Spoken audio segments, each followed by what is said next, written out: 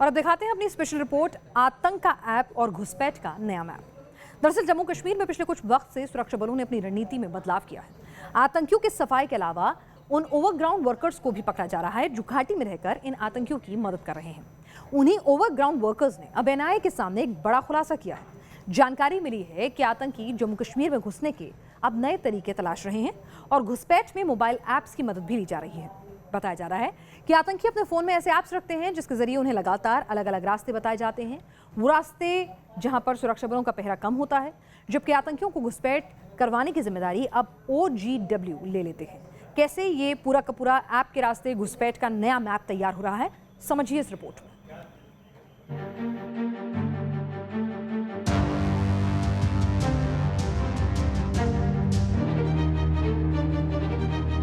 Apps को intercept करना मुश्किल होता है।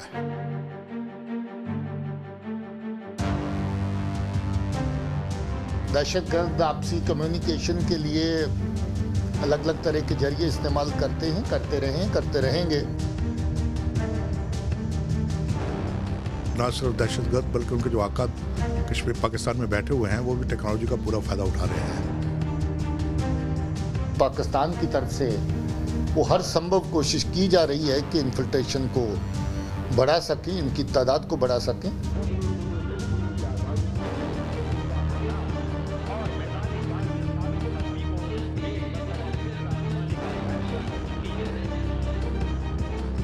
सीमा पर बैठे आतंकी संगठन लगातार घुसपैठ के लिए LOC और साथ ही इंटरनेशनल बॉर्डर दोनों जगहों पर नए रास्ते तलाश रहे हैं।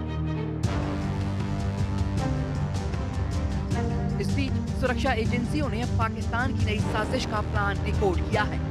जानकारी सामने आ रही है कि आतंकी अब घुसपैठ के लिए मोबाइल ऐप का इस्तेमाल कर रहे हैं।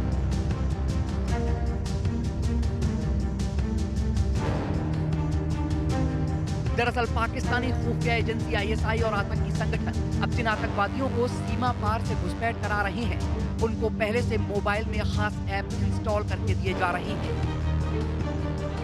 NIA सूत्रों की माने तो आतंकी POK से घुसपैठ के लिए इन ऐप्स का इस्तेमाल कर रहे हैं।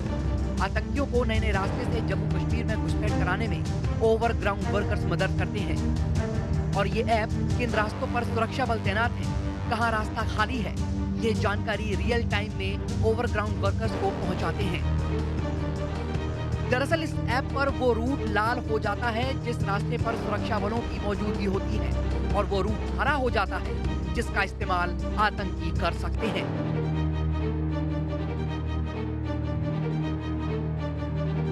NIA सूत्रों के मुताबिक जांच में पता चला है कि पकड़े गए ओवरग्राउंड वर्कर्स और आतंकियों के मोबाइल से एक ऐसी ऐप मिली है जिसका इस्तेमाल घुसपैठ के लिए आतंकी कर रहे हैं। सूत्रों के मुताबिक इस ऐप का नाम कैलकुलेटर ऐप है और ये ऐप ऑफलाइन नेटवर्क पर काम करती है, जिसे स्मार्टफोन में डाउनलोड कर लिया जाता है और किसी भी नेटवर्क का इसमें इस्तेमाल नहीं होता, और इसी वजह से एजेंसीज के सर्विलांस के जरिए इसे पकड़ना मुश्किल होता है। इस ऐप में घुसपैठ के रास्तों की जानकारी और नेविगेशन सिस्टम अपलोड रहते हैं।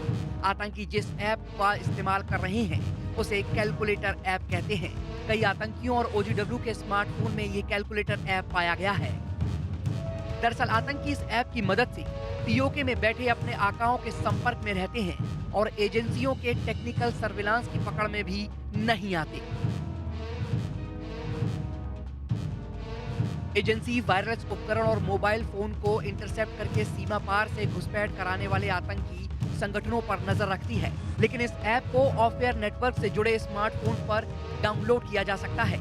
इस कैलकुलेटर ऐप में किसी तरह का मैसेज स्टोर भी नहीं होता।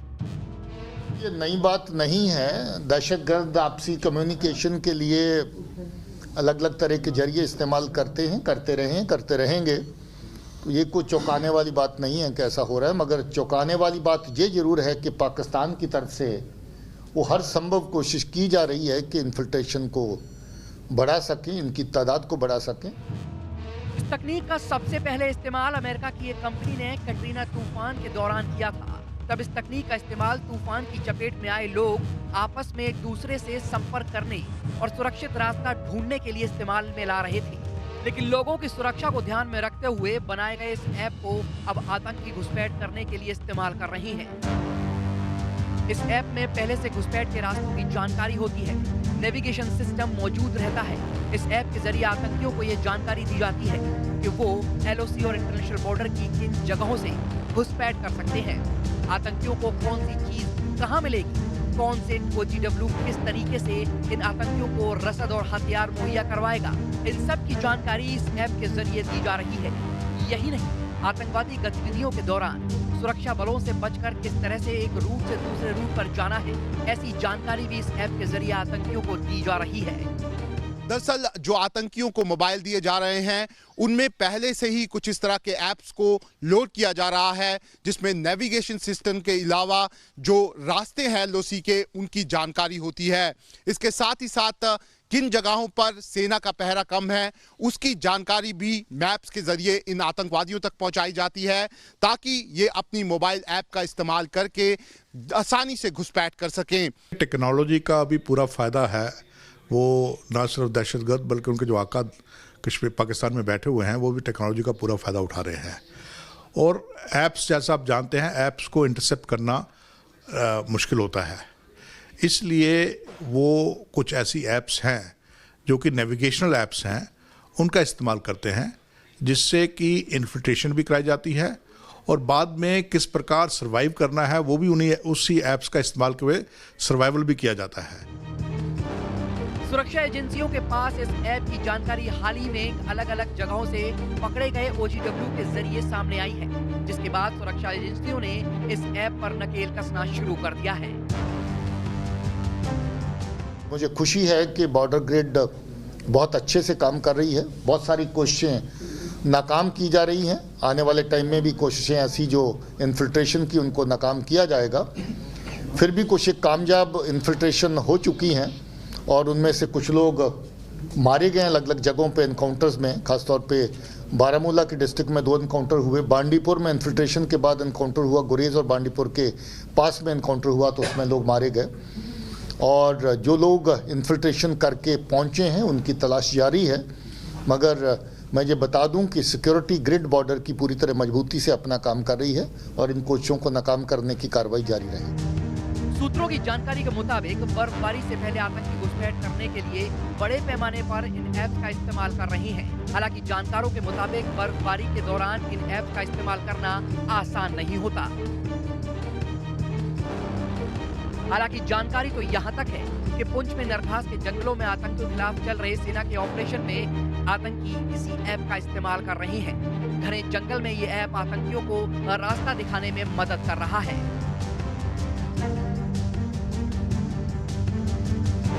फिलहाल राजौरी और पुंछ के इलाकों में सेना का सर्च ऑपरेशन अभी भी जारी है।